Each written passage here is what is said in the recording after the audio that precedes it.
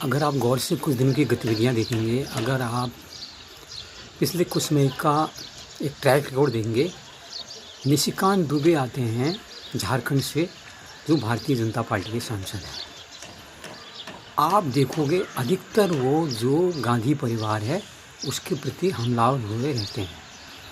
अभी बीच में अभी जो अमेरिकन डील को लेके राहुल गांधी ने मोदी सरकार पर आरोप लगाया कि जो मोदी हैं वो ट्रंप के आगे झुक गए और किसानों के हित भेज दिए, तरह तरह की चर्चाएं चल रही है। पता नहीं वो एग्रीमेंट, वो डील भी राहुल गांधी ने कितनी पढ़ी है, कितनी जानकारी है।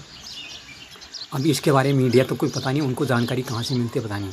फिर एक नरवणे की किताब को लेकर भी उनने जो डिफेंस के थे, उनकी किताब को लेकर भी उन्होंने काफ़ी बवेला मचाया।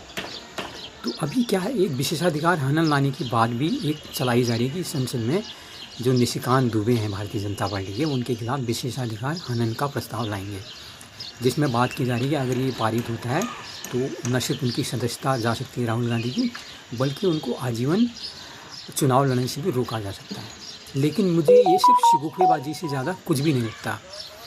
अगर ये देखा जाए तो मैं तो यहाँ तक सोचता हूँ, अगर राहुल गांधी को विपक्षी दल के जो मुख्य एक रूप में जो मीडिया ने या भारतीय जनता ने खुद उनको खड़ा कर रखा है, वो अगर नहीं रहेगा तो भारतीय जनता पार्टी ज़मीन पर आ सकती है।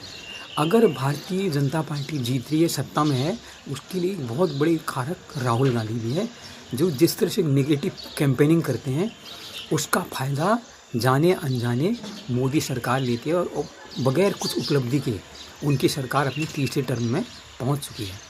तो इसलिए मोदी सरकार भी चाहते हैं, या जो उनकी स्ट्रेटजी बनाने वाली जो टीम है वो भी चाहती है कि राहुल गांधी नाम के जो शख्स को है उनको हमेशा एक सेंटर पर बना के रखा जाए, क्योंकि अगर ये सेंटर पर बने रहेंगे तो भारतीय जनता पार्टी के लिए बहुमत जुटाना उतना ही आसान होगा।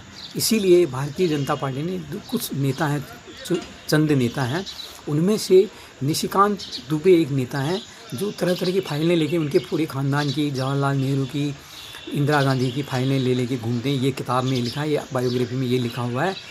लेकिन आप बताइए, क्या ये सारी चीज़ें वो जो कह रहे हैं क्या लोगों को पता नहीं है? इससे पहले लोगों को पता नहीं था? सारी चीज़ें पब्लिक प्लेटफॉर्म पे उपलब्ध हैं, सब हैं, सारे क्या क्या हैं, कैसे चरित्र हैं, क्या रिलेशन थे, क्या नहीं थे, ये सब पता है। लेकिन सिर्फ उसका एक माइलेज लेने के लिए निशिकांत दुबे उसका इस्तेमाल कर रहे हैं, और ये उनको डायरेक्शन उनकी पार्टी के शीर्ष स्तर से मिला है, ताकि जो राहुल गांधी के अगर बने रहेंगे सेंटर पॉइंट पे विपक्ष के, तो भारतीय जनता पार्टी आराम से चुनाव जीतती चली जाएगी। इनका मकसद सिर्फ यही है, इससे ज़्यादा कोई मकसद मुझे और नज़र